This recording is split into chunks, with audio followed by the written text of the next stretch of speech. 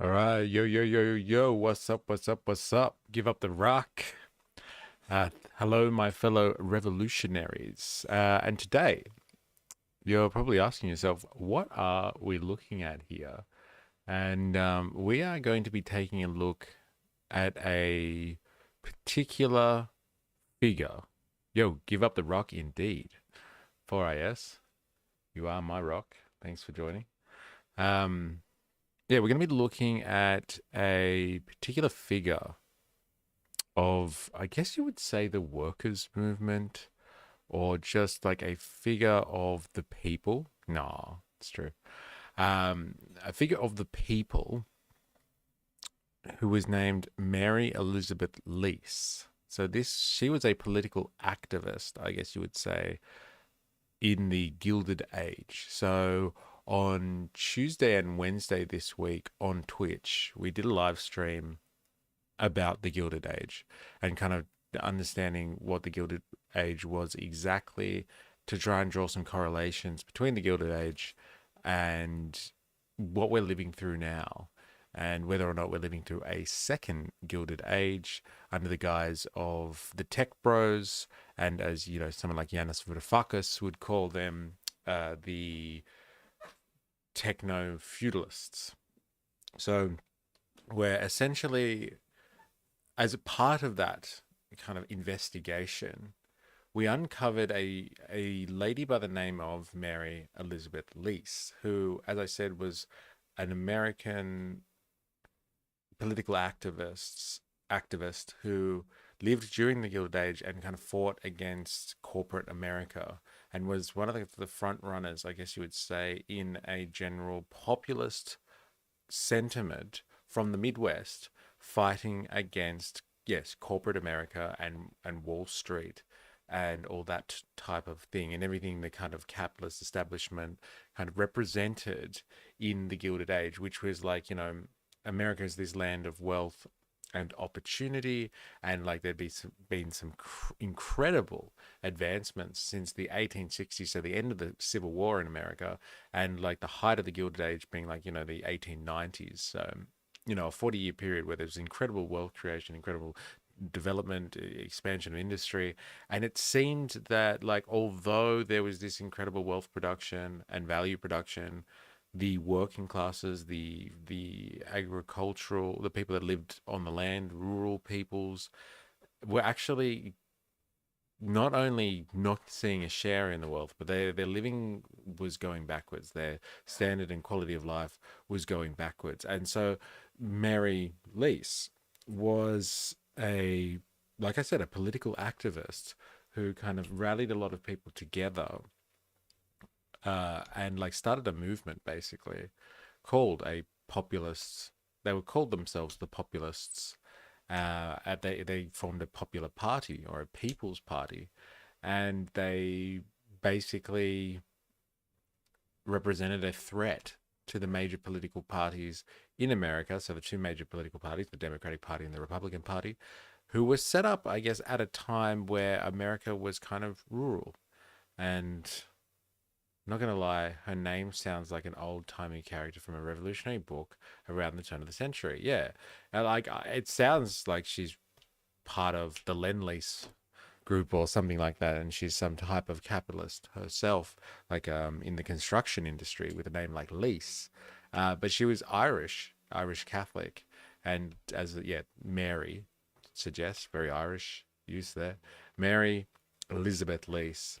Yes, from Irish stock. They moved to America because of the potato famine in Ireland, and escaping kind of the oppression of the British to make it for themselves in America, the land of opportunity. And obviously, they kind of got that opportunity to a certain extent, but saw it all taken away from them as a result of a crash, like a financial crisis of capital in the 1870s, and then again in the 1890s. And like, she led this kind of populist movement, which was basically a rural movement and a workers movement, but like basically of like small farmers and small farm holdings who were kind of being squeezed by capitalists, like financial capitalists on one end, the banks, and then like railroad capitalists on the other side, because they needed their goods, like the products of their labor, distributed across America to meet whatever markets they were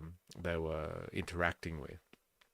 And so, times got tough, and this woman stepped up like massively. She trained herself to become a lawyer, and she trained herself to become an amazing orator.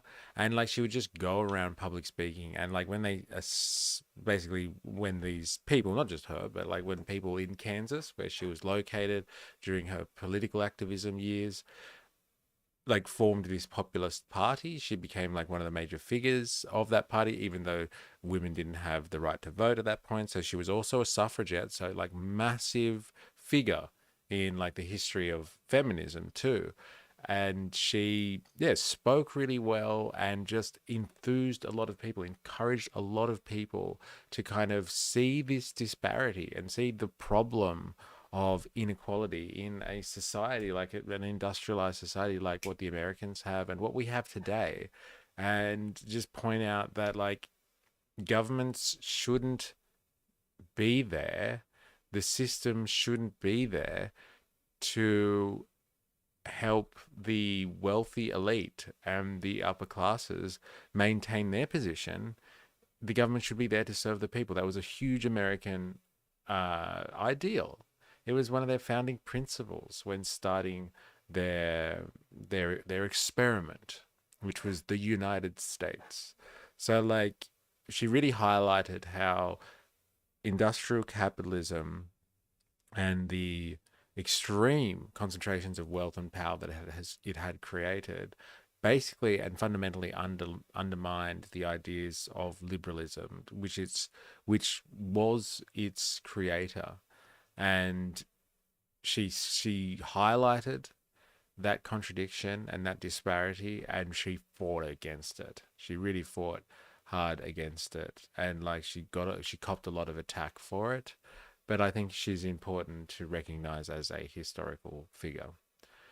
As in, she was a candidate on the ballot but couldn't vote. No, she wasn't a candidate. She wasn't allowed to be a candidate because she wasn't allowed to be in the system as a voter. But like, she wasn't going to let that stop her, and she fought for women's rights to vote.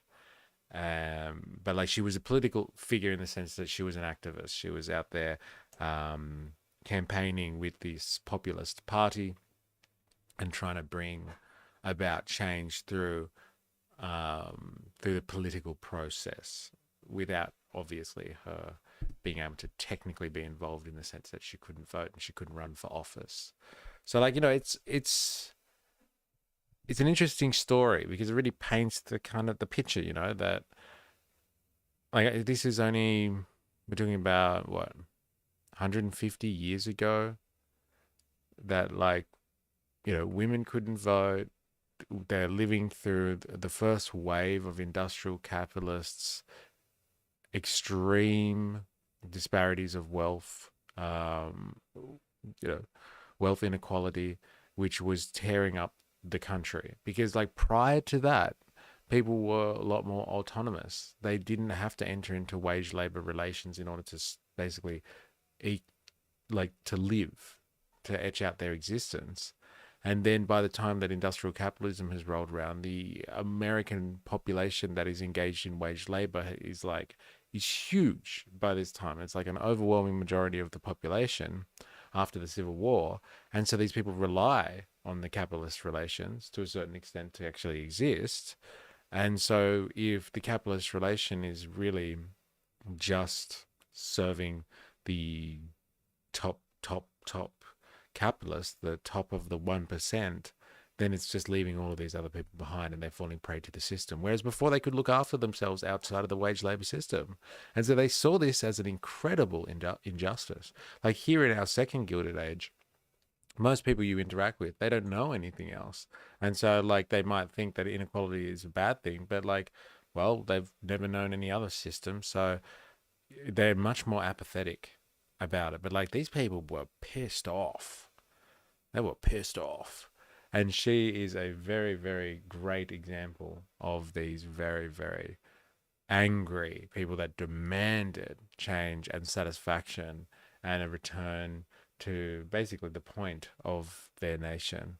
And so, like, yeah, Mary Lease is important for many reasons, like as an expression of that political angst at a point at which we are going through right now. That's why she's pertinent.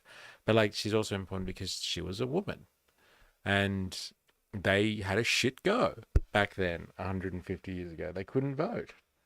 And like, despite the uphill battle, despite the slander that she copped for being a woman who was politically active, she didn't care, and she kept fucking going anyway. And she basically used that as her motivation, I would say, to rally against the system and really, really stick it to the establishment, because, like, she didn't really have much to lose anyway. And like, we'll see that. And like, so first of all, I want to go through part of the documentary that we had looked at when we were discovering or investigating the Gilded Age.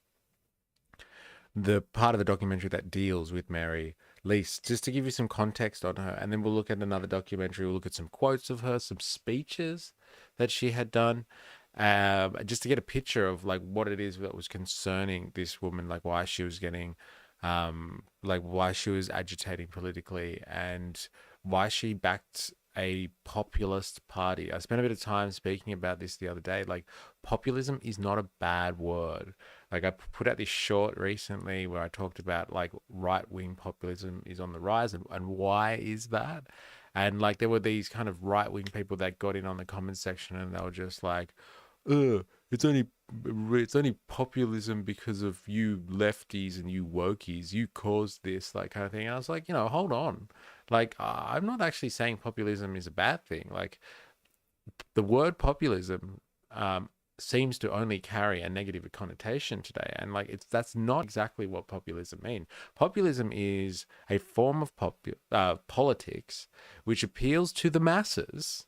So not a party politics, but like a form of politics that just appeals to the popular vote. So the real people out there, that appeals to the people, not appeals to party lines and party objectives, and uses like this sentiment of kind of, there is a problem with the establishment and a problem with a particular form or section of the elite, the ruling classes, and like, it appeals to this dichotomy between the masses and the elites, and then you kind of uses that as a platform to get traction and to win popular sentiment. But like, that can be left wing, that can be right wing, that could be centrist, I guess, whatever. But it's like appealing to the masses and like pointing out that there is a problem with the system, and like, it's really got to do with a kind of a corrupt and inept group of the ruling class, if not the entire ruling class. So like, she was big in this kind of populist movement. She established, she was one of the founding members of like this populist movement. And I think populism is definitely on the rise today, right-wing populism especially. And that is an obvious sign of the times, right?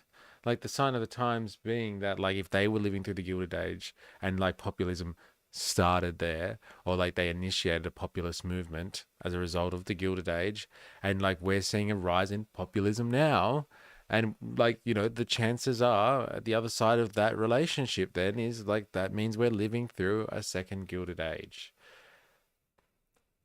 It's manufacturing consent has made populism bad. Yes, because of what I'm saying, right? Because the idea is that populism is built on this anti a ruling class, anti-corrupt elite perspective. And so like, anything that is like basically attacking the ruling elite is something that's dangerous. And manufacturing consent is just like, outright populism is bad. Doesn't matter what side of the spectrum it's on. Doesn't matter what the reason for it is. It's just bad because it's a threat to the status quo. It's a tacit social contract that the state is the only one who should wield violence. That's right. And yes, the people should not be mobilizing and taking on, violent means themselves to achieve their own ends. That's just reserved for the state, and thereby indirectly the establishment. Look at that. Justice is subservient to order. Oh, that seems to be your saying of the week, I would say, 4AS. But a valid point nonetheless. So, yes, let us get some context now for Mary Lease. Now I've finished my monologue. And, we'll just keep going through and, trying to find out information about her. Because, formidable woman and worthy of remembering. Let's remember that. Well worthy of remembering. Father was young. He controlled his own life. This idea that people ought to be in control of their destiny is something that's very powerful.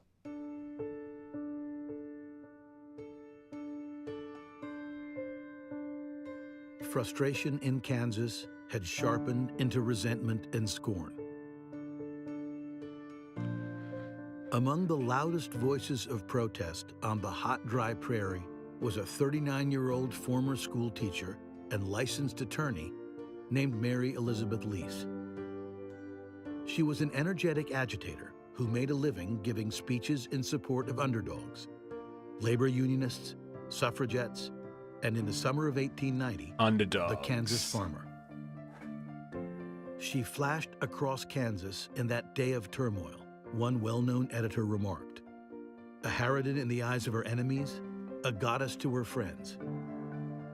I think she was a little of both. She's apparently just a riveting orator. She has a tremendous voice. She can speak to crowds of thousands. And she also has a... Thousands of people. Today you can't do speeches unless you've got some pretty good audio equipment, right? But if you're standing up there in front of thousands of people speaking about political issues and stuff like that. Such a different world we live in today. The only way to do that kind of thing, so spontaneously is via social media, I'd say. But that's within the private domain of some big tech oligarch, as opposed to being in the public domain, like what she's doing. What would be the equivalent in Oz of Kansas, the Northern Territory? I don't know. That's a good question. Maybe you're South Australia or something like that. Because I'm not sure how much agricultural production comes out of the Northern Territory. But very rural, it's living and rural enterprise. So the food bowl kind of area, and people are going out here and farming and making a living off hard labor. They're doing really hard work to try and feed America, basically. So that's a good question. What's the comparison? Sunny Queensland, perhaps, 4AS. Sunny Queensland. A tremendous memory. She can speak for a couple of hours without reviewing any notes. And clearly she strikes a chord. Mary Lease could empathize with the thousands of Kansans whose daily... Queensland has many roles, 4AS. But yes, I hear you. If we had to choose, it's Florida for sure. Lives balanced on a razor's edge between plenty and want. She was one of them. Lease was the sixth child of immigrants who had fled the Great Famine in Ireland. Her father and one brother died fighting for the Union in the Civil War. Another brother was killed when a train crushed him while working as a laborer for a railroad corporation. In the early 1870s, life, eh? when Lease was still in her... And this is just life back then. It's just hardcore.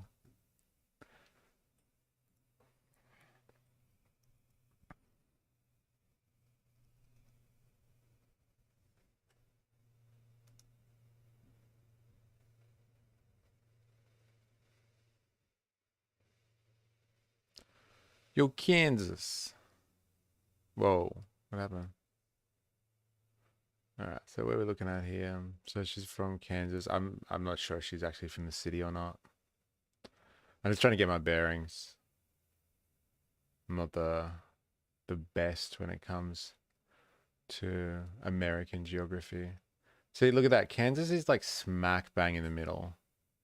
I thought it was like kind of more to the south. There's Minneapolis, Indiana, Kansas. Yeah, it's smack bang in the middle of America. Middle America.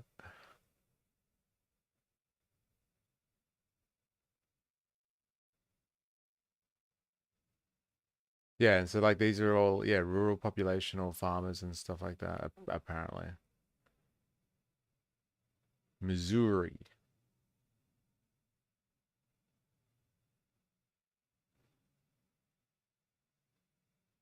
Look, they've got some reservations around there too. Check that out. Eh? Dude, I don't know, 4AS. Maybe it's not really a state comparable. It's like a region in New South Wales, like northern New South Wales or like southeast Queensland or something like that. Like a huge agricultural producing region as opposed to a whole state.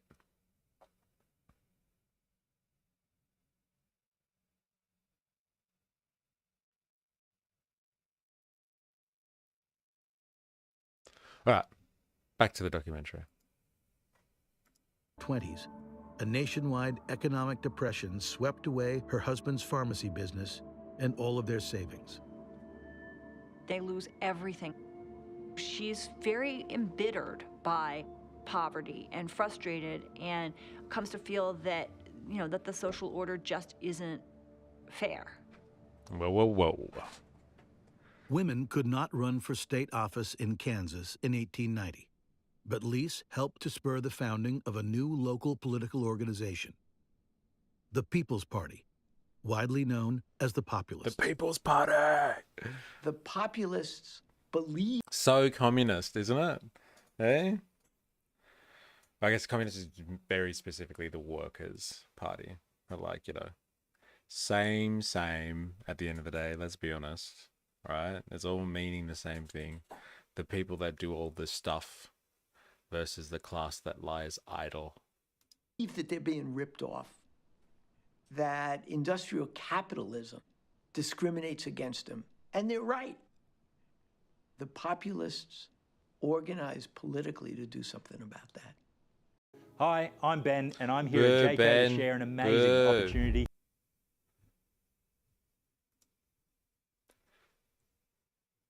Politically to do something about that.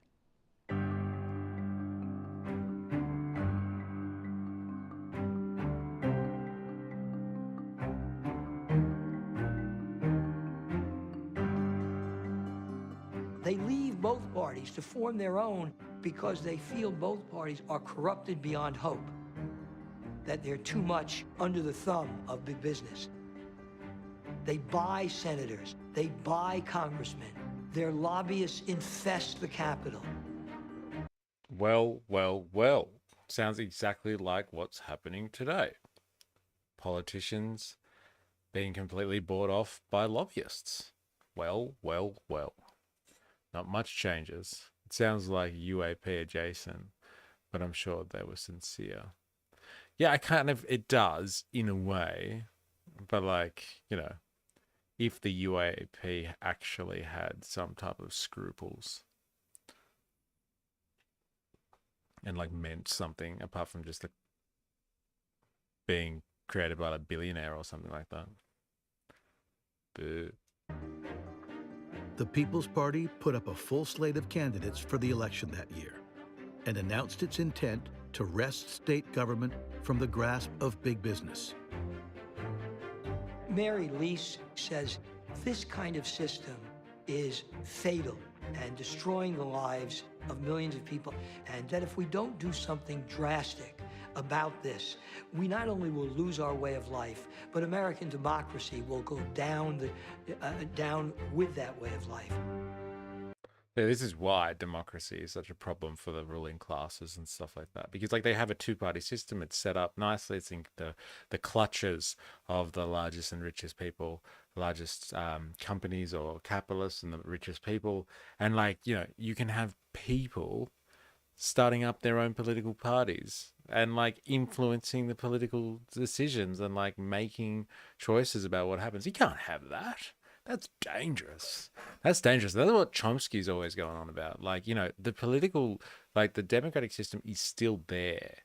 And like, you know, people just need to be able to organize themselves. And if they can do that, they can actually make a difference within the system. The system has its own revolutionary potential. It's just never really going to happen because people can't get organized. But like if people chose, like these people are doing here, to like really rally behind a cause, then like they would really, really rock the boat, really piss off the establishment, and they could make kind of a difference in the way that things are dealt with and like handled. So that's why, like, yes, the democratic system, like liberal democratic systems, have that unique kind of populist element of them. Like it's very, very hard to tease out and get people kind of excited about something. They basically have to have lived through extreme poverty, depression, or traumatic events to kind of want to physically do something about them before like they really get mobilized. And like it's just easier to subscribe to somebody else's political party and kind of just hope that they align with your interests as a group and as a class and stuff like that.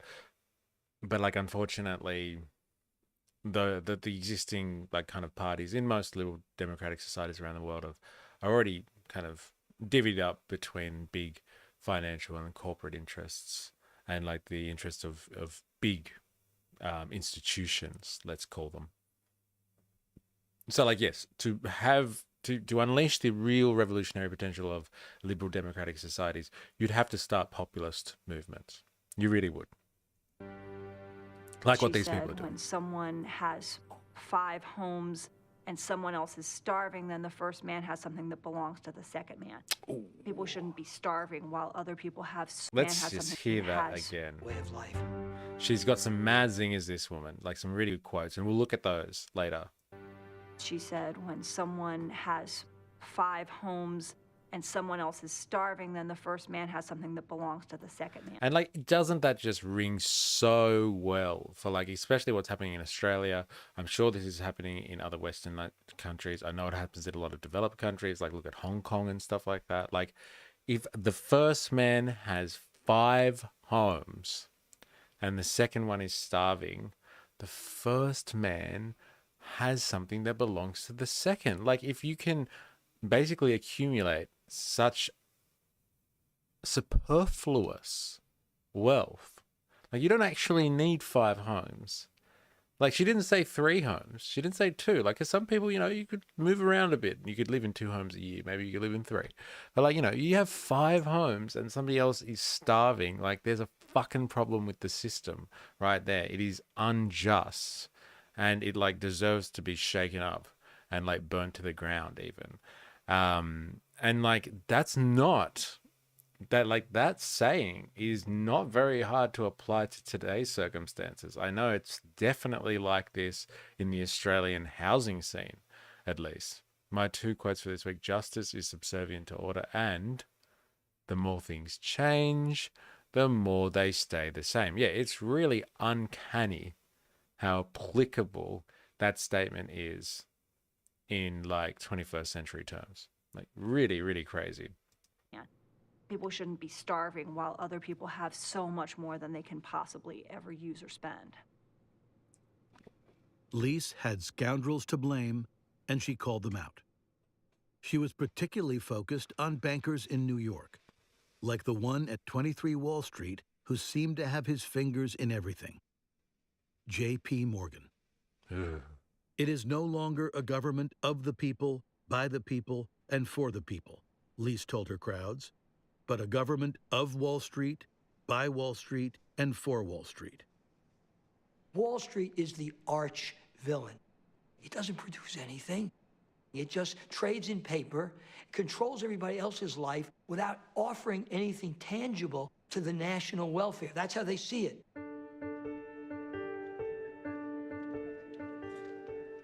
Republican officials, whose party had Yes, I know, right? Such a good quote. Another one. It's not a government of the people. Not anymore. dominated state politics for nearly 30 years, weren't much concerned with Lease and her followers in the early weeks of the campaign. But they were startled by the procession of 1,000 horse-drawn carriages bound for one of the People's Party events, by the crowds of 10,000 at a rally in Lawrence, and 20,000 in Emporia, and by reports that the upstart party had enrolled 130,000 members in the state. Election day news out of Kansas shocked the country. The Democrats won only 8 seats in the state legislature. The Republicans, long in the majority, won 26. The People's Party won 91 seats and control of the Kansas state legislature. Snap. The people's power. There it is.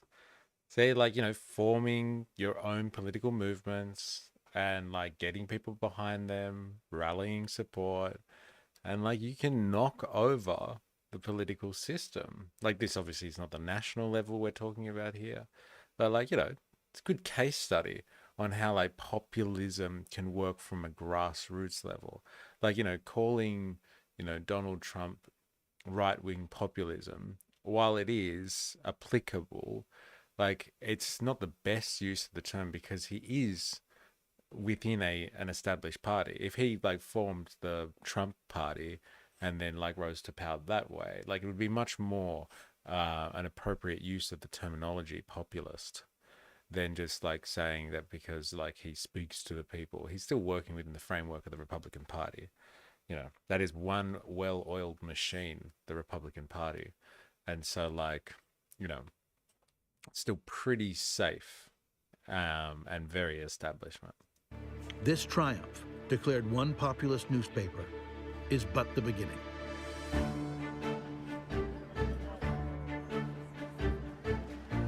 Success in Kansas sparked a brush fire that swept through much of the nation in the next 2 years.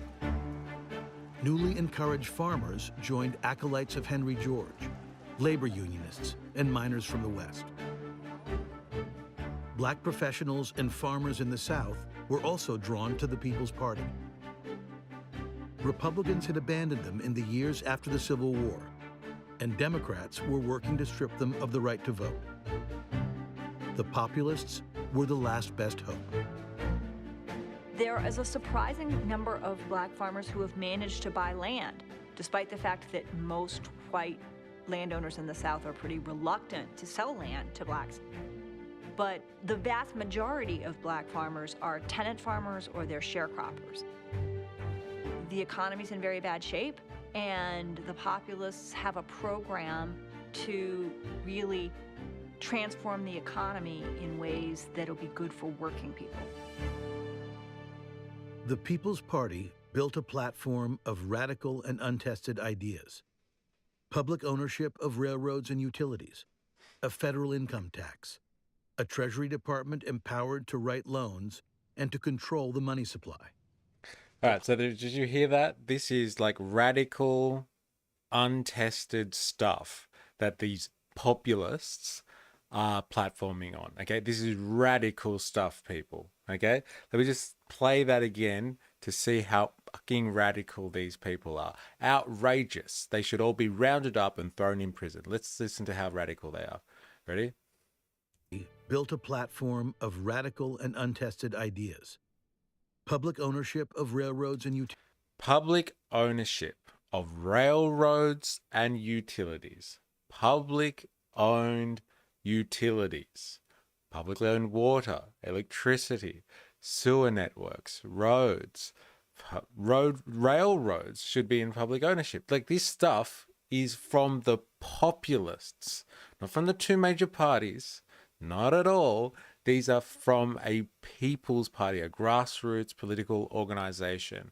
And like, you know, this is where you get progressive politics ingrained in the system. Like this sort of stuff is common sense nowadays. And like I really hate the idea of common sense because like it is very, very misleading. And like it takes people people take a lot of stuff for granted based on common sense. But like this sort of stuff is literally common sense nowadays. Like having utilities and railroads and stuff like that actually owned like by the public. Like it's pretty basic stuff. That shit is expected. Yes, 4IS. Utilities. 100%. A Look at federal this. income tax. A federal income tax. Okay, so like that sort of stuff, highly contested. But like they're talking about like having a federalized form of taxation as opposed to leaving it up to the state. You do it at a national level, and you have an income, you have taxes based on people's incomes as opposed to like taxing other ways. Like you can go and chase people based on their incomes, and you can get a more equal distribution of wealth throughout society. A Treasury Department empowered to write loans and to control the money supply. A Treasury Department that is able to write loans, that one's contested, but like, and controls the money supply. Like, come on. Like, this is really, really basic that's basic economics 101 in the 20th and the 21st century. And like, these people were radical populists. Common sense can only give you federal income tax, but also markets are efficient when left to themselves. So take it with a grain of salt. The populists were incredibly modern, incredibly forward-looking. They are thinking in very constructive, practical ways about how American political institutions and the role of government could reorganize. What's Common sense thinking. important to remember about this period is the sense of hope. Change was possible.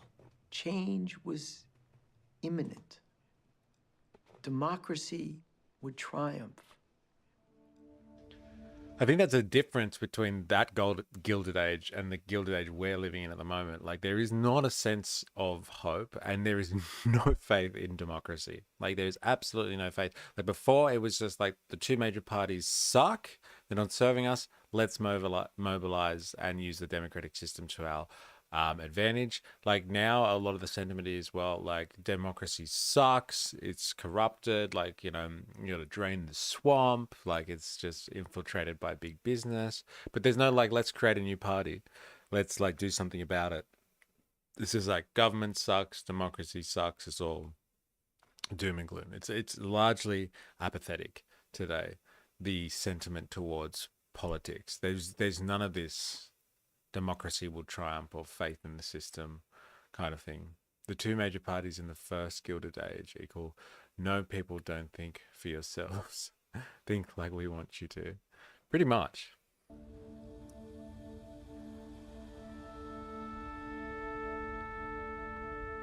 While the populists were organizing for future elections. All right. I think that's all they're going to say about Mary Lease and the populists, but very interesting nonetheless. We're going to actually go to Kansas now, to kind of some local content. I found this and I haven't finished it, so I want to watch it. But like, yes, this is kind of local Kansas historians, I guess you would say, or like, just locals, really. They like to talk about like their history, or Kansas's history, and like they've developed like kind of a small documentary on Mary Lease, and so like they've got some insights about her. So this is like I said, a local, and we'll see what she has to say about Mary Lease and if there's any other insights on that. Viewers, I'm so happy to be with you today. Right now, our nation is facing an unprecedented crisis, and it is impacting some of the people our farmers and our ranchers.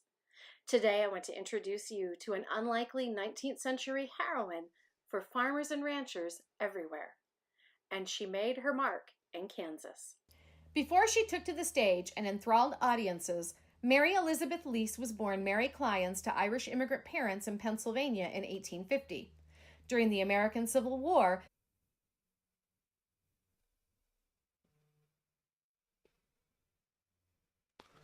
I'm sorry, have I dropped out? Have I?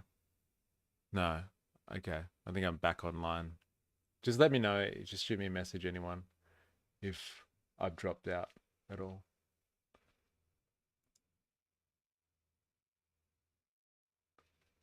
I'm having technical difficulties.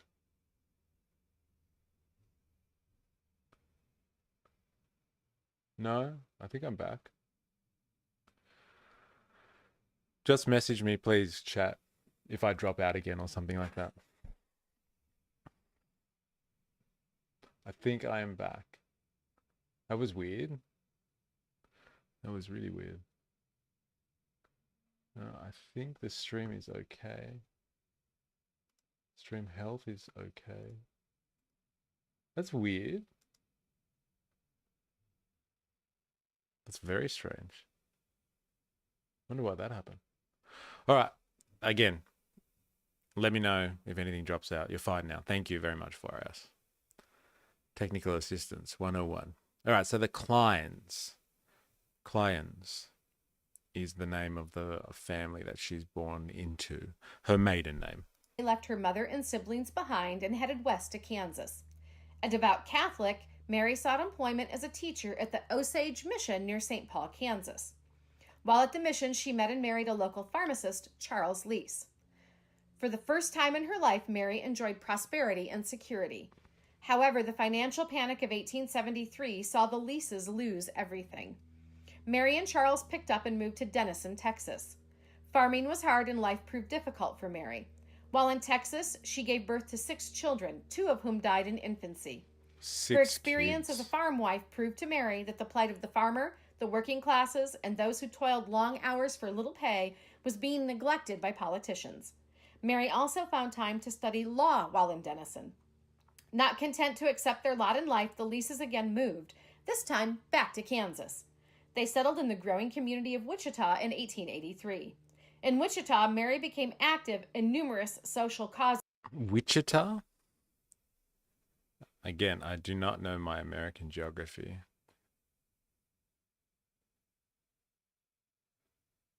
Wichita. Now let's check that one out. What a name. Where do they find these names from? Wichita. Pretty big place. Look at that. Wow, look at all the agricultural stuff going on there. Damn.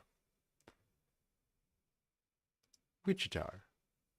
Let's back out a bit. Back out. What are we looking at here? Where the hell is Wichita? It's in Kansas? No, it's near Kansas. Is it in Missouri as well? Wichita. There we go. Jag. Yo. What's up? Oh. Beasts and God. Oh, they're all coming on. There we go. We are looking at, if you're wondering, we are looking at a lady called Mary Lease. Mary Elizabeth Lease, actually. And she was significant in terms of a political activist during the first Gilded Age, as we would know. Yes, Mary Lease, that's right. We found her the other day, me and Jag, while we were going through an exercise and just kind of investigating the Gilded Age. And like, so I'm trying to investigate her a little bit more now.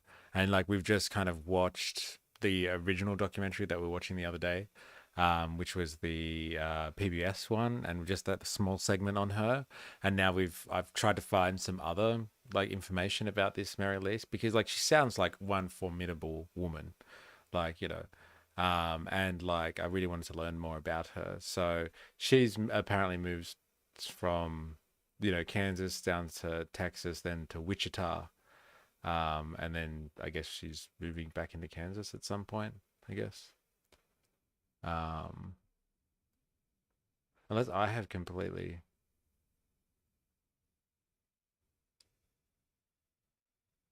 No, it looks like I'm in the right place. So Kansas City is in Missouri and Kansas is a state. So Wichita is in Kansas. Okay. I have completely got the wrong. So Wichita is in Kansas. Okay. And Kansas City is in Missouri. So I wonder what they're referring to when they say she's from Kansas. I wonder if she's from Kansas City or she's from the state. I'm not sure. Kansas City is actually split between Missouri and Kansas. Oh, okay. She's one dynamite gal. Yeah, she seems like one formidable woman. I'll tell you that much for free. All right, so let's continue with this local kind of historian's perspective on Mary Lease here. This is Farming Unlimited TV. Including temperance, suffrage, and took up a numerous community of Leases again moved, this time back to Kansas. They settled in the growing community of Wichita in 1883. In Wichita, Mary became active in numerous social causes, including temperance, suffrage, and took up the cause of African American women's suffrage as well. It's funny, like the temperance thing. Like, I'm not sure. I'm not really too understanding of why temperance is such a big thing for Americans, and prohibition and all that sort of stuff. I know these people probably would have loved their alcohol, but like, yeah, not sure why it's such a big issue. Because like temperance is a bit different from what I understand is different from completely abstaining from something. It's like more advocating for a form of moderation, if nothing else. But like that must have been a political issue back then. It's really funny, right? Up there with suffrage, and like, you know, populism. Well, forming a political party around populism. But like, yeah, what an interesting issue. Temperance in itself was a political motivator. Eventually, she began working for the Union Labor Party. As a labor activist, she also championed for the rights of workers.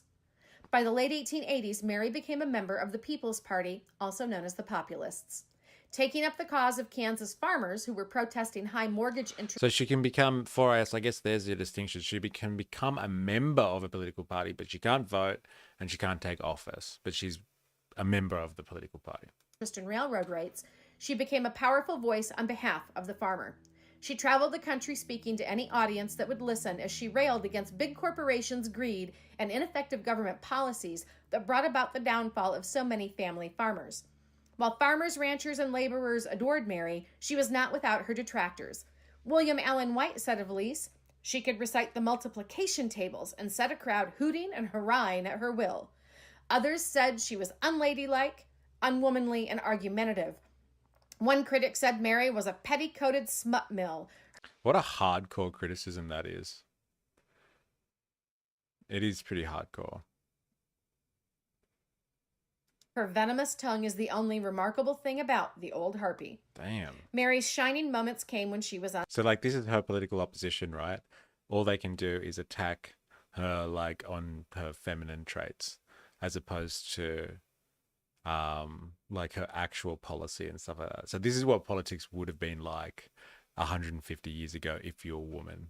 It would have just been like, this is a man's game. So they just would have attacked her for having ovaries as opposed to like actually attacking her political standpoint. It would have just been like, oh, she's a harpy, she's a this, she's a that, like, you know. Yeah, I guess not much has changed, like, you know, but like they have to be more indirect now if they're just going to attack a woman about being a woman. They have to be very, very like kind of implicit about it. Like before it's just like, no, she's a woman, so she's a harpy, like, you know, bang, she shouldn't even be in politics anyway. Well, we can't have strong, independent women. Yeah, that's pretty much like what they're saying. Like, it's got nothing to do with her actual, what she's talking about. I know these are really selected quotes, but like, you know, nothing about her policy. The only remarkable thing about the old harpy. Mary's shining moments came when she was on stage. She delivered her most important address at New York's famed Cooper Union on August 11, 1896. She outlined the plight of working-class Americans and urged them to push back against big money and politics. In other lectures, she fired verbal shots directly at Wall Street. Wall Street owns the country. It is no longer a government of the people, by the people, and for the people, but a government of Wall Street, by Wall Street, and for Wall Street, she observed. She also implored families to stand their ground in the face of eviction when they could not make high mortgage payments. We will stand by our homes and firesides by force if necessary, and we will not pay our debts to the loan shark companies. The people are at bay. Let the bloodhounds of money who dogged us thus far be aware. How good is that one as well? Like, so she's advocating for direct action straight off the bat. It's just like, just because you have failed to pay your loans doesn't mean that you should not like resist. That doesn't mean you should just like kind of give up. Stand your fucking ground. It's your fucking house. They have no right to take it from you. And then like the way that she describes them, like the language is so good, right? Like, let the bloodhounds of money who dogged us thus far be aware. The bloodhounds of money. So like obviously an animal trained to do nothing but go after a particular type of good, a particular type of prey as well, and collect that. Like the bloodhounds of money. That's a sick way of like attacking people that are only interested in their profit margins. What was her education? So they said before that she ended up becoming a teacher. So that's how she got her first job.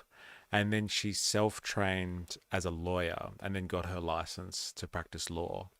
So yeah, she became a teacher and then an autodidact. She taught herself law and got a license in it too. That's pretty hard. That's pretty cool. So like she's obviously got an understanding. And like, can I just say there are a lot of revolutionary figures out there that are really have their origins in law. They've got a background in law and they've studied law somehow, and then they've become very, very politically active and then, gone on to do revolutionary things. Yeah, it is incredible. Like she's a hardcore feminist. Like this is the epitome of what feminism is all about.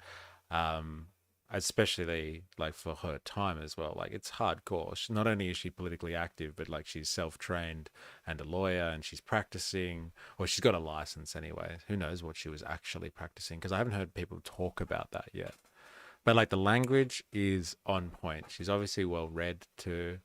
But like the bloodhounds of money, yes, who have dogged us thus far.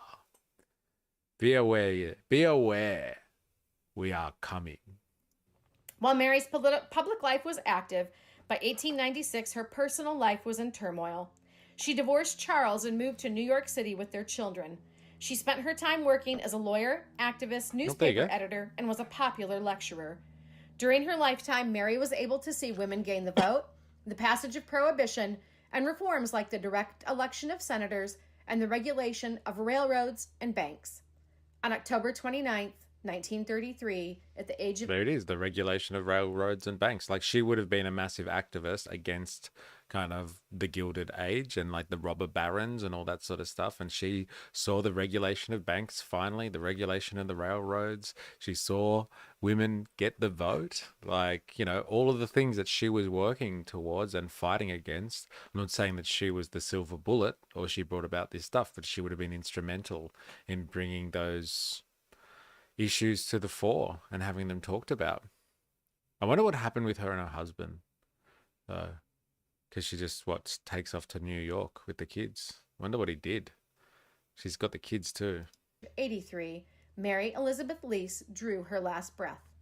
She was memorialized in newspapers across the globe as a fierce advocate for those who were voiceless. Today, she's remembered in Wichita, and a bronze statue commemorates her legacy. Wichita. God, I love that name. That's such a sick name. I wonder what it means. Yeah, it seems like she's an American Rosa. Yeah, you know what? I think I've heard someone compare it to like Emma Goldman, and like her quotes that their quotes have come up like kind of together. I hope you enjoyed our look at the life and the activism of Mary Elizabeth Lease. We have. Thank you I very much. hope you'll join me next time for another historical adventure somewhere around Kansas. You, Kansas. Thank you. No. Thank you, local historians. You. All right. So that was really interesting. And I think like, yeah, there's a lot like to like about ye old Mary Lease there. Yeah, like, yeah, she represents a lot of like important progressive issues and stuff. So we're gonna have a quick look. I might have to read the People's Joan of Arc. That's what she's been referred to. I've seen people refer to her as that. The People's Joan of Arc, Mary Elizabeth Lease, Gendered Politics and Populist Party in the Gilded Age, America. Okay, so that's a book that you've just found? Because like I was looking for books on her, and like all I could find was like one thing that I had to lease from like, I don't know, a library in New York or something like that. And like, you know, the only thing that place you could buy was on Amazon, and then you have to give, you know, money to Jeff Bezos, the bastard. And it was like $100 for the book. Yeah, just saw it on Goodreads. Yeah, okay. Goodreads. No, not Wichita. Wrong.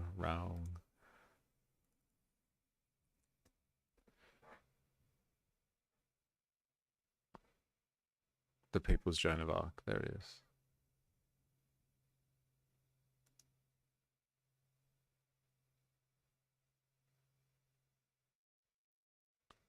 Mary Yellen Lease. For exhorting rural farmers in the United States to raise less corn and more hell. That's so good. The Queen of the Populists. The Queen of the Populists. That's sick.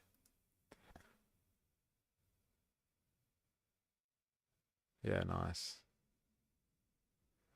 Yeah, it's another book to add to the list, eh? The People's Joan of Arc. All right. I want to actually listen to one of her speeches now. I think it's important. Like we've heard people speaking about like how, you know, she was a good orator and all that sort of stuff. Like obviously I don't have a recording of her speech at all. But like there is a famous actress, I think, that has redone one of her speeches. So hopefully she does it with the same conviction as ye old Mary Lease. Look at that face. She's one formidable opponent. Damn. All right, so here we go. The People Speak. So this is performed by Frances McDormand. I don't know if anyone knows who Frances McDormand is. I wonder if there's actually any comments on that video. No, they have one. What an inspiration. Do they have any comments in this one, the PBS documentary?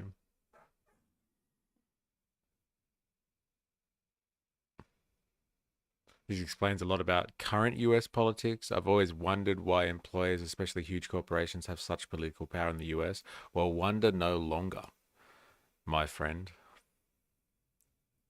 Goes to show that nothing has changed whatsoever. The poor are getting poorer and the rich, the ruling elite, getting richer. Yup. I've been waiting for years for this documentary to be released. This discourse of history is indicative of how a new vision for the country is needed. Such a vision considers people as far more of an asset than wealth and capital. A vision that invests in people and their prosperity and not fatten the bellies of a few. Social justice can only be established if extremes of wealth and poverty are eliminated. That requires a true government by the people and for the people.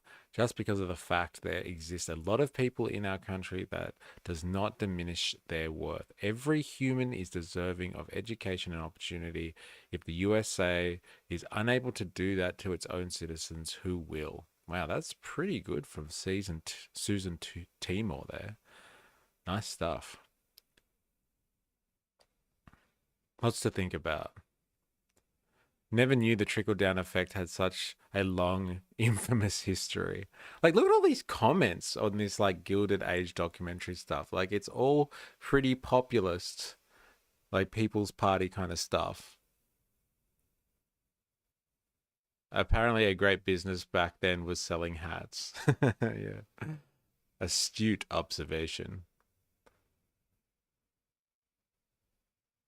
Well, it's great to see we have progressed so far. ... Yeah, I know, fuck, nothing's changed.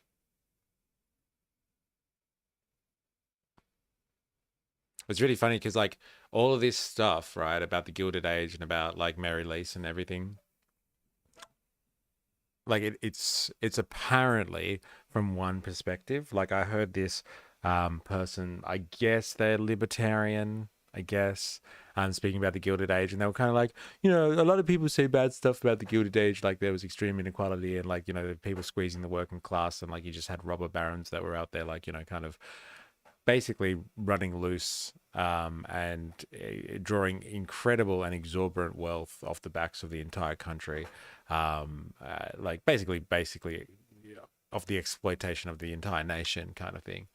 And he's just like, well, that's pretty harsh to say that, because, like, these robber barons also were responsible for developing the country, and if it wasn't for them and their competitive spirit, like, you know, the country wouldn't have developed at all, or something like that. And I'm like, fuck, that's a big leap, you know, like, just to say that it was just these people, and, like, if it wasn't for these particular people, then, like, you know, like, America would, I don't know, be a third world country kind of thing. I think that's what the case he was making. It was more like, well, no, it was the capitalists like, it's the capitalist system that produced that extreme kind of inequality, and completely unfettered and unregulated, monopolistic capitalism. And if, like, it wasn't these particular people like Morgan and Vanderbilt and Carnegie and Rockefeller, then it would have been other people that would have just got risen to the top of that, like, a monopolistic machine. So, but, like, this person was like, no, it was their entrepreneurial spirit that, like, that did it. Like, they're the ones that define this nation. So you have, like, kind of this libertarian person is making the argument that, like, you know, the real founding fathers are, yes, Carnegie, Rockefeller, and yeah, Vanderbilt and Morgan and stuff like that. They're the ones that built this nation, because of their prowess and their business acumen. Which is kind of, you know, it's one interpretation, I guess you would say, of the Gilded Age. But, like, it's a little bit rich, and, like, I wouldn't want to hang my hat on that one. But same reason why we should be so thankful for Elon to give us the EV that BYD makes better. Yeah, you can't say that to a lot of people, that the Chinese, like, you know, with BYD and co, are making electric vehicles, like, so much more efficiently and cheaper and stuff like that. But no, Elon Musk is going to deliver to Americans the American dream and make America great again. And it's all thanks to our modern day Ford, Elon Musk. You know, he built the country, or he's going to rebuild the country and send us all to space too. They tariffed it out of their minds. Yeah. It seems to be the policy stance, or the strategy anyway. It's just like, just tariff the hell out of it, and we just won't even have to think about it anymore. That's how we will maintain control. But yeah, a lot of progressive sounding commentary coming out of this one. Like, very interesting. I guess these are the types of people that want to watch a Gilded Age documentary anyway. People that, like, want to know why it's referred to the Gilded Age, and they're probably kind of progressive leaning anyway. So maybe it's not surprising that this is the general gist of the commentary, and there's no one like jumping up and down to support Morgan and say that like this is propaganda against Morgan or Vanderbilt or anything like that. We're getting very close to history repeating itself. I don't know, man. Close is underselling it. I can see the inspiration for the characters in the series Gilded Age now. Very powerful observation there. Very good.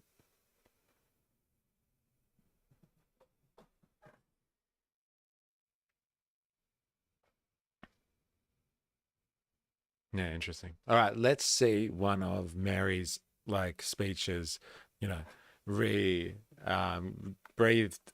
new life into it by a modern actress. 100% tariffs on Chinese EVs, and you suddenly don't see them on the roads.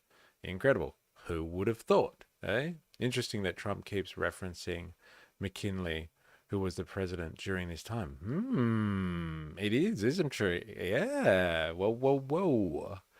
A lot of correlations going on there between kind of the Gilded Age and like what was happening in the scene politically, from who was the president to who were forming populist movements and why they were forming populist movements.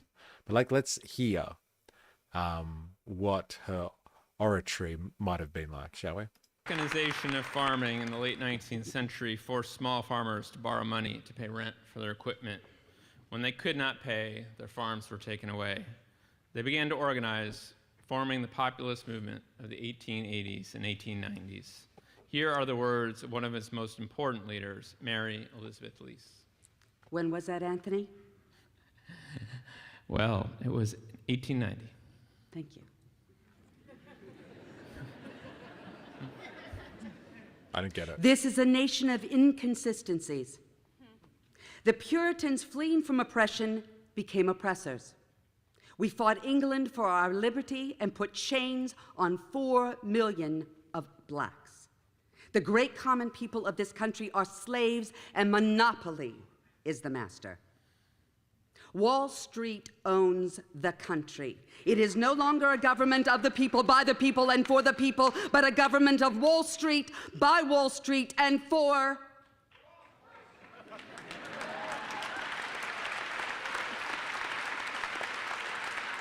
Money rules. Our laws are the output of a system which clothes rascals in robes and honesty in rags. The parties Clothes rascals in robes and honesty in rags. That's hectic. That is a hectic line. Rascals in robes and honesty in rags. Very powerful. Clothes rascals in robes and honesty in rags. The parties lie to us and the political speakers mislead us. We were told 2 years ago to go to work and raise a big crop. That was all we needed.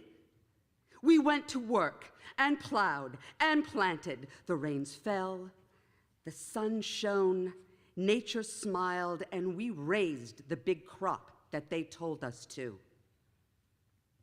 And what came of it? 8-cent corn, 10-cent oats, 2-cent beef, and no price at all for butter and eggs. That's what came of it. Then the politicians said we suffered from overproduction. Overproduction? When 10,000 little children, so statistics tell us, starve to death every year in the United States of America. We want money, land, and transportation. We want the accursed foreclosure system wiped out. We still stand by our homes. We will not pay our debts to the loan shark companies until the government pays its debts to us.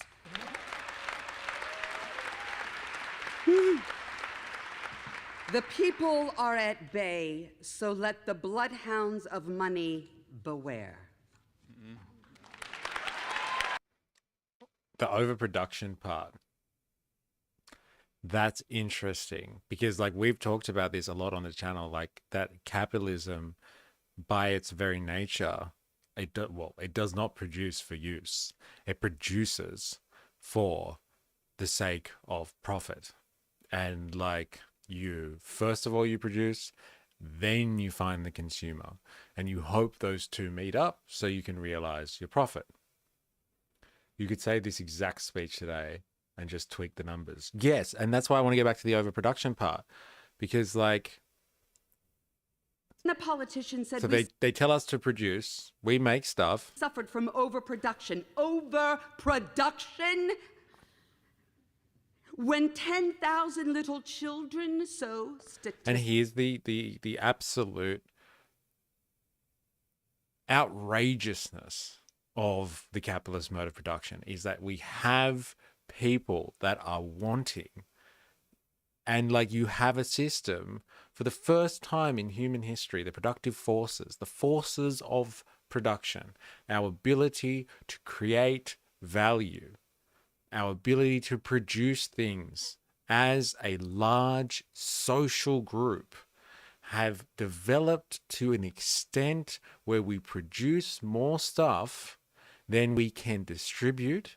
And our system of distribution, which is mediated through money, doesn't allow the elements that are being produced to meet the demands of people that actually exist out there.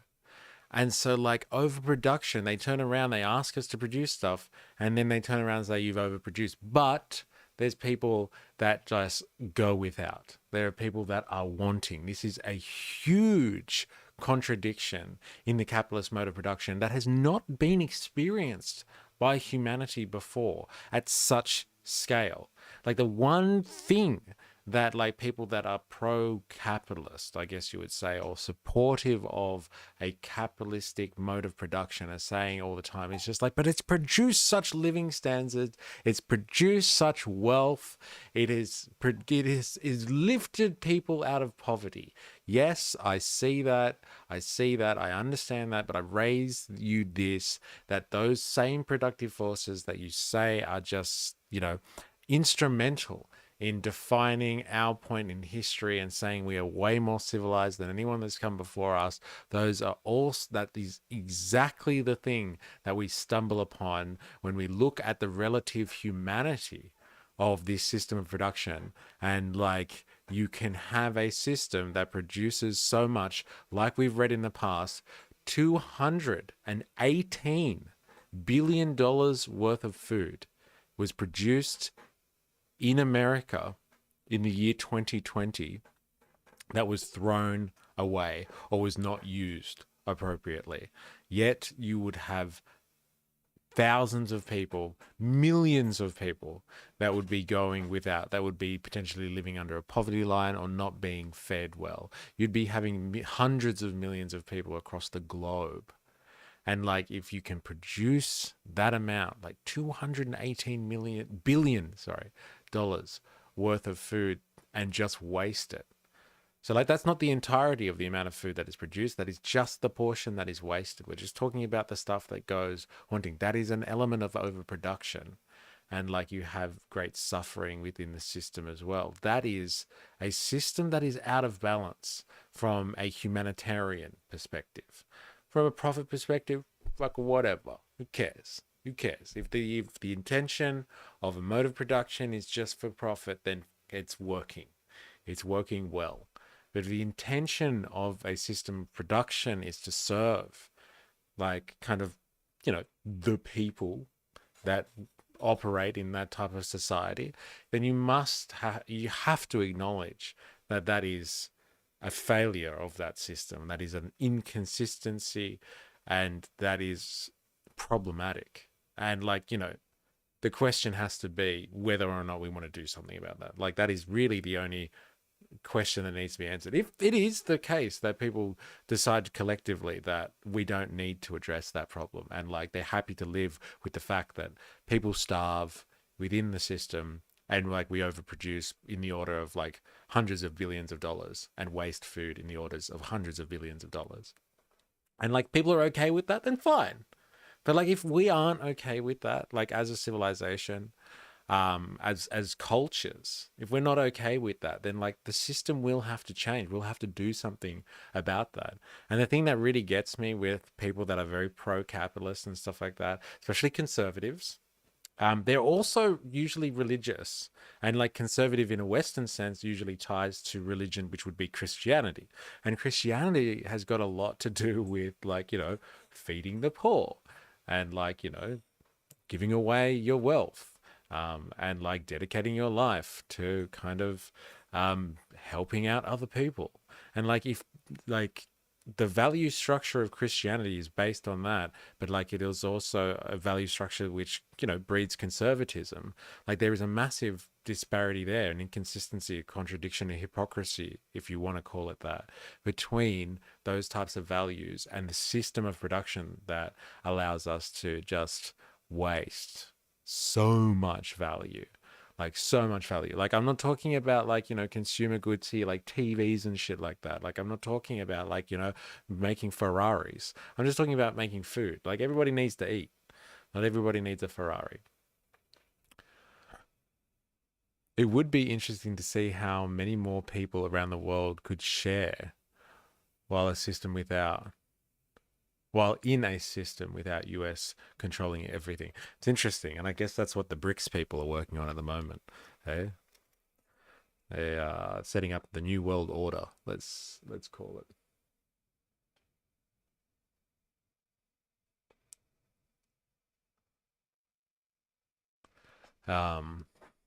That is an insane number of waste. It is, Jack. It's insane. I think most people would say that they care about those things, but then ultimately only worry about how it would affect them. Yeah, I think that is a large part of kind of the dialectics of it. It's like people know it's a problem. They know it's an issue, but like it's also only an issue insofar it doesn't affect them. So like as long as they don't have to sacrifice anything, as long as this doesn't mean change for their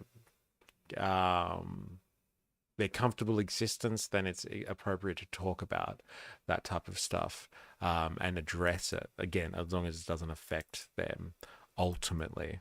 But like here's the thing, and like which is what like Mary Lease would have been experiencing, and those populists would have been experiencing in that first Gilded Age, that like at a certain point the threshold is overcome, and that issue that everyone is feeling from that overproduction starts to be felt by all and a large enough majority of people, and that's when people turn to populism, let's say, and they want to see a change in the system.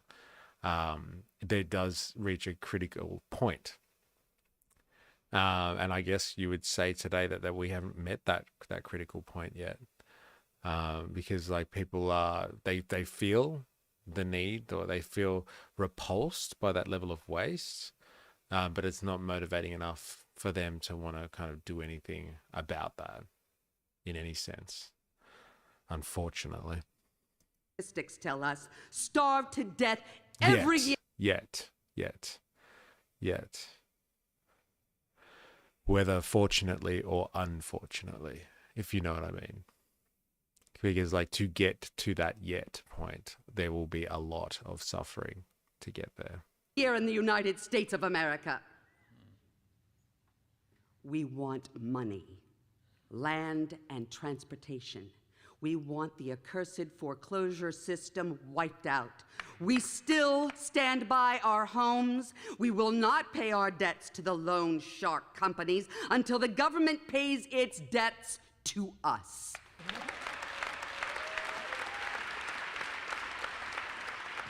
The people are at bay, so let the bloodhounds of money beware.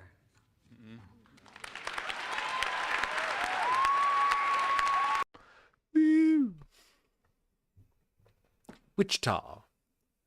Gotta love that name. All right. I'm going to try and find some more quotes as well.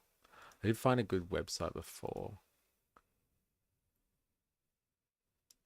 that had some quotes of hers. Let's find another speech that she's done. That's what I wanted to have a look at. History is a weapon. What a sick name for a website. don't know if you can see that or not. No, you can't. Oh, you poor things, you can't see that. Here it is. History is a weapon. It's so good. It's so true. So this is a speech that she gave to the Women's Christian Temperance Union. Like, what a name for an organization as well. Usually Goodreads have good quotes for public figures. Oh, okay. There we go. Might use that as a source. Good old Goodreads. Okay, so like this is a speech that she's, usually just talking about like the issues within her society and the fact that people are struggling and all that sort of stuff. What struck me was like kind of the last paragraph, and I will recite it for you. I'm not going to do it as well as the actress did, but I'll read it out to you anyway because I think it's a good one. Crowns will fall, thrones will tremble, kingdoms will disappear. The divine right of kings and the divine right of capital will fade away like the mists of the morning, when the angel of liberty shall kindle the fires of justice in the hearts of men. That's a good one. Very poetic stuff, but like very clear that the angel of liberty, so the force of liberty itself, inspires the fire of justice in the hearts of men. That is the point at which the divine right of capital will fade. This is what we're talking about, that point, Jag, like that yet point. When do we reach that yet point?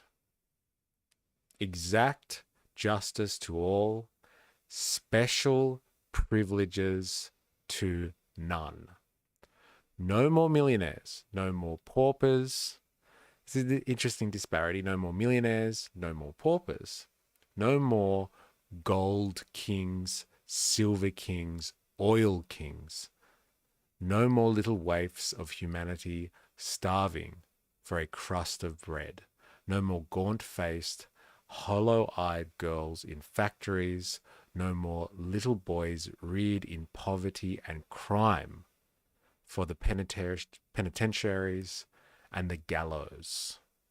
But we shall have the golden age of which Isaiah sung and the prophets have so long foretold, when the farmers shall be prosperous and happy, dwelling under their own vine and fig tree, when the laborer shall have that for which he toils. Isn't that a socialist bit of commentary there? Well, it would seem like it, yes, where a society that is equalized, where there is no extremes for us, and that like people who do things will be able to be, like they will keep the fruits of their own labor, let's say. When occupancy and use shall be the only title to the land. What a concept, right? Like in terms of like get rid of the private property system. When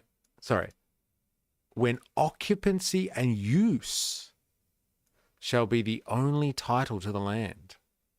Not hoarding, but like, can you get value out of something? Are you using it appropriately? Then it is yours. And everyone shall obey the divine injunction. In the sweat of thy face shalt thou eat bread. When men shall be just as generous, little less than gods, and women shall be just and charitable towards each other. Now, I think that's a hearkening to this idea of like women who were anti-suffragette at the time. And like you see this type of stuff playing out between like, I would say, feminine politics today, where there is kind of a feminist and anti-feminist dichotomy amongst the politics, or the politics of women, I guess you would say. And like there is a stark division between conservative and progressive minded female politics, and like, let it all go, and like women will be charitable and just towards each other, little less than angels. When we shall have not a government of the people by capitalists, but a government of the people by the people. That's a ringing theme for her. And like, she's just calling it fucking what it is. Like, not a government of the people by capitalists, but a government of the people by the people. Ladies and gentlemen, I thank you. Feminist versus traditional wives. Yeah. Yeah. Which is like not a problem, but like they need to just be just and charitable towards each other. It's each to their own, but like they don't need to be at war, which I think is a point. Is it a good point? And where men shall be just and generous. Like, that is a fucking virtue that is missing today. Like, in the world defined by the sentiment, greed is good, for someone to be generous is almost an act of rebellion.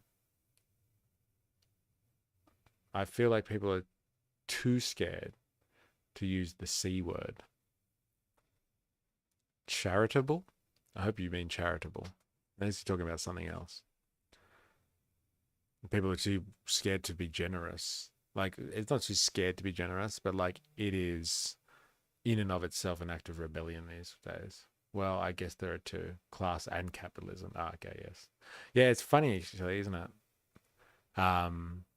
Well, like capitalism is too propagandized. Class is the real issue. Yeah, people don't like the word class. That is screamingly obvious. It carries a very antiquated notion to it, unfortunately. And so it's dropped in terms of its effectiveness, like massively. People are like, oh, you don't really believe in classes. It doesn't really exist. Like, we live in a world where, like, everyone's equal kind of thing. And it's like, fuck, are they?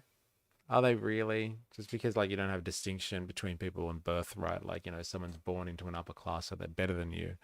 It doesn't particularly mean that there isn't class. So don't be blinded by that liberal ideology. Classless is scary, though, to normies. It is, right? That's actually a very interesting contradiction. Like, they don't believe in class, but if you say we should live in a classless society, they're just like, oh, that's just utopian nonsense, that is. That's just outrageous. It's a good point.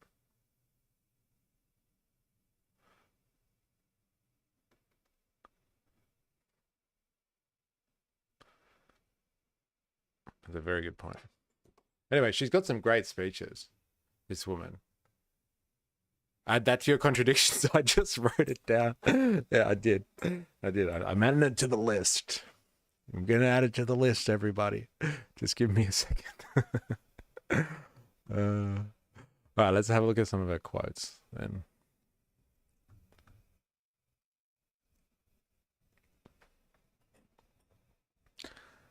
I love this one. This one's fucking hardcore.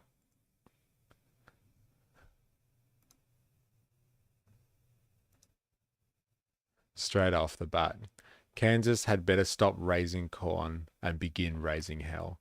Like, if there was ever a call to revolution, like, stop doing your job and start raising hell.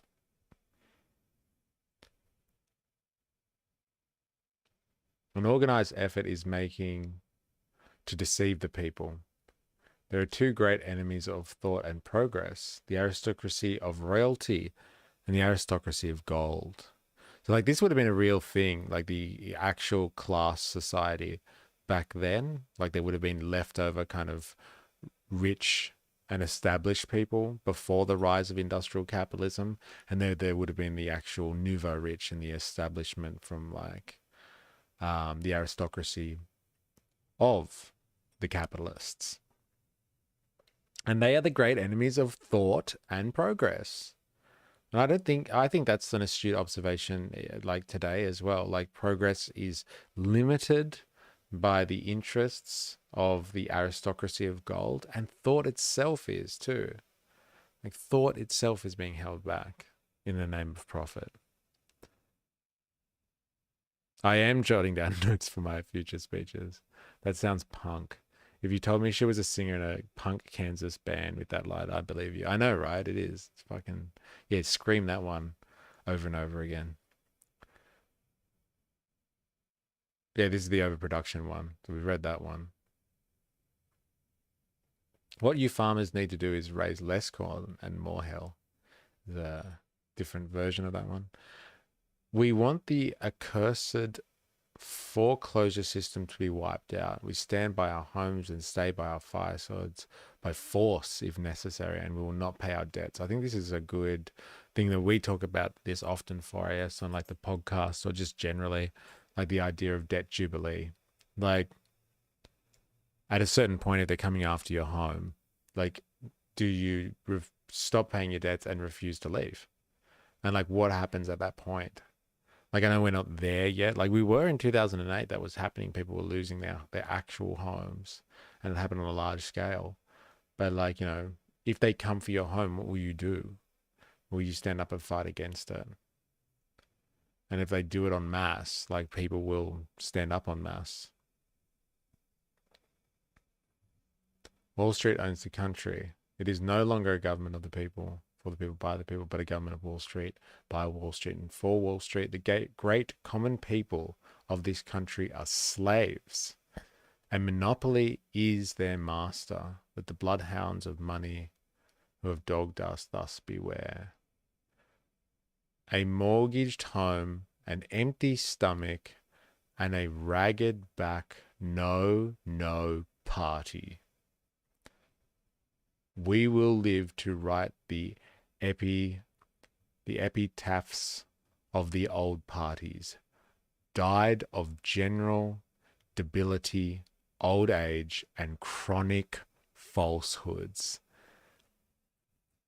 Yeah, they had no issue kicking people out in 2008. They did it by the tens of thousands. A mortgaged home, an empty stomach, and a ragged back, no party. See, this is that point that we were talking about before. At what point do people start to like want to mobilize and get really upset? It's when they are under significant financial stress. Their subsistence is undermined and like they are basically worked into the ground. And we will have to write the epitaphs of the old parties. Died of general debility. So like this is what's happening at the moment. Like people have completely lost faith in like the party system of representative democracy because it's like just it does fuck all. Of old age, so like they've just lost any reality and connection to what's happening, and chronic falsehoods. They just lie. They just lie. Like nothing has changed here, people. Nothing has changed here at all. Very interesting. Very, very interesting. Well, there you go. There's Mary Lease. And what a force to be reckoned with was ye old Mary. Very interesting personality. Definitely worth kind of remembering, I would say, for multiple reasons. Not just for her populist politics, but like, you know, as a strong female figure in the fight for the oppressed masses. What the rich not being in touch with reality, say it ain't so.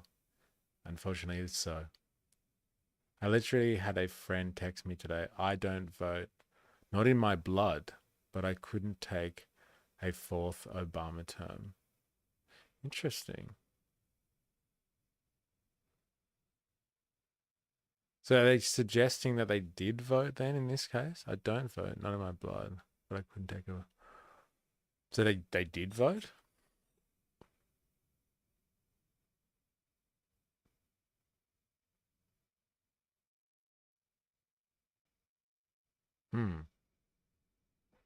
It's interesting how they also note that it's not in their blood.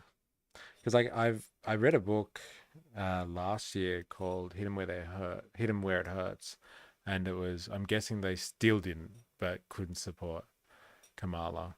Yeah, interesting. Yeah, read an interesting book, "Hit 'Em Where It Hurts," and like the main thesis of that, well, not the main, but like one of the interesting themes of the book was the idea of mobilizing voters in America, and like it's voting really is a cultural thing in America, and like if your parents vote, then you will vote, kind of thing. So like if your parents don't, or your family doesn't vote, or you don't come from a line of people that are politically active by way of voting, then it's probably not going to happen. And so like the idea of that it not being in your blood is incredibly telling, and very interesting as well. Whilst it is a propagandized quote, I think that's why people like the quote, "Let them eat cake," because it's a signifier of how out of touch the rich are and how much they don't give a fuck. Yeah. He's Choctaw Indian, so he has an even more negative view of the system given the genocide and all. Well, fucking fair enough. Fair enough, yeah. I don't understand why he would really have any faith in a system opposed upon him from the outside. So yeah, fair enough. But like, yeah, it's very interesting how it's a cultural thing. It really comes down to that in a system where like voting is not mandatory. Like in Australia, voting is mandatory. And so like it doesn't just come down to a cultural thing in terms of voting. Like once you get to the poll, then like with the whole fourth Obama term is telling, isn't it? Isn't it? Like that's the delineating factor for this person is like, oh, I couldn't deal with another, another Democrat type coming in there. That was the point of contention. That is very telling. But like, yeah, in a country like Australia where voting is mandatory, the cultural element doesn't come down to like whether you should vote or not, or whether you do vote. It's just like how you vote then. That's a cultural element that I vote with probably how my parents voted, etc., etc., etc., or how my family votes, or my closest and most influential social ties. That is the main indicator of voting and political allegiances is culture. It's really got nothing. It's very rare that people become swing voters or change their minds politically. And I think that is a very important note for us as revolutionaries, is that like people are very set in their ways. They're very, very difficult to to change their ways. And so in understanding that, like, you shouldn't be speaking to people based on any type of party line, or based on a political, ideological ground, as much as you should be speaking to them in terms of their material conditions, which is a very Marxist thing. Like, you speak about things that affect them materially, as opposed to directly speaking to them politically, right? And that's what, like, this woman has done, Mary Elizabeth Lease. Like, she was one of the founders of a movement based on people's material conditions. It wasn't like, hey, the political system sucks, the two political parties suck, let's form a movement kind of thing. It was like, fuck, we're in trouble here, and the only way to do that is outside of the parties, and like that might be the only way to save us all from a decrepit system. And so, like, responding or addressing people on their material conditions and drawing that into like how that affects their culture is a very effective way of getting people politically active. I remember my 11th grade history teacher polling the class during the second Bush campaign and ask who would we vote for, and then ask who our parents would vote for. It was 1-to-1. There you go. There you go. It's very interesting. And like kind of like sensical, right? Like that's particularly how people do operate. It's kind of like a clan thing. It's like a group association thing. That's how people have politically worked. And that's how like we as humans have worked socially as well. we politically align with people that are close to us, our groups, and like just how we've structured ourselves socially. So like it makes a lot of sense for us to feel comfortable in that sense, because like the idea of being politically active and like having political autonomy, that is like a huge development, like culturally. Like we haven't lived in systems in like, you know, grand civilizations, let's say, with political autonomy, like in the sense that we have today, for very long. Like we didn't have that in like feudal times. We didn't have that in like the ancient societies directly, like we did in certain degrees, but like you had to kind of be of the citizenry and you had to be a very particular type of citizen too. So it hasn't been like this kind of universal franchisement that like we talk about today. And so like having that political responsibility is a big call in and of itself. And so like people had conversation with someone at the dinner table, or they don't like particular personality types in their family who are strongly associated with a political view, and so they take a very opposite stance to that. That is a very interesting point. Yeah, very interesting point. But like, you know, yeah, there's a strong association with politics and cultural affiliation, and like that needs to be recognized, because it's not something, it's not a barrier that you can break down very easily. It can be done, but like far out, is it worth it? Like, you know, work smarter, not harder. So like, can you circumvent that cultural barrier by going to something that moves beyond that? And is that a material condition? Well, a Marxist would say it definitely is. It supersedes the culture, the superstructure itself. The culture is predicated on material conditions, and those material conditions being the reality of your class. And so like if you can speak to someone based on their class interests, which are like what she's speaking about here, like, do you have a fair share of the wealth that is being produced in your country and the stuff that you're working hard for? And like more than that, is stuff being taken away from you unjustifiably? And if so, then like we need to rally together to save what we have, or we're not going to have any culture, and you won't have any families to allow to instill cultural values in you. You won't have anything at all to work with. So yeah, look, I've thought this was a very interesting investigation into Mary Lease. I'm glad we found her the other day. And like, yeah, I really wanted to get a hold of her personality a little bit better. So I'm going to leave it there. So thank you very much for joining today. Thanks for coming in and chatting to everybody. Jag, you mean MTV isn't culture? Well, it is. It definitely is. You know, it's the problem. It's MTV that's caused all of these wokies, and all of this cancel culture, and all of these soft liberals and snowflakes. So like, you know, it's part of culture, that's for sure. And it's defined a generation it has. But yes, I'm going to leave it there. So thank you, Jag. Thank you, 4IS, for being there. We should work towards levels of sustainability rather than wealth. Thank you for another good video. Sustainability, yes. And like, I think that's where, you know, planned economies come in as like an antithesis to this kind of free market ideal. So like sustainability is, I think, the future of economics. I don't think people like exactly have acknowledged that yet or realize it, but like it seems to be the natural response to like the free market ethic, which is struggling to kind of advocate and demonstrate to people that it is an acceptable system to continue with. So like the more and more that we start to plan things in a system where we can produce so much is going to be the way to go. And so like, can we produce a system that is involving the planning of stuff and then also socializing things as well? And like, you know, releasing the working class from being like laborers to capital, because you can still have like a capitalist system that's just like a bit more planned and sustainable. But like, can we get rid of that capital relation altogether?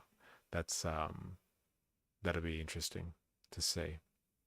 Right back at you. Always nice to see people that seem to care about the big picture. Yes. So thank you Reality Pixel Media for sharing. 4AS, Jag, thank you. Beasts and Gods, good to see you as well. And we will be back next week. Free market capitalism always overproduces. It is the way. It is the way. We will be back on Monday next week with another live stream, and I will see you all then. And thank you for joining. And please remember, I am, you are, we are a MysterE.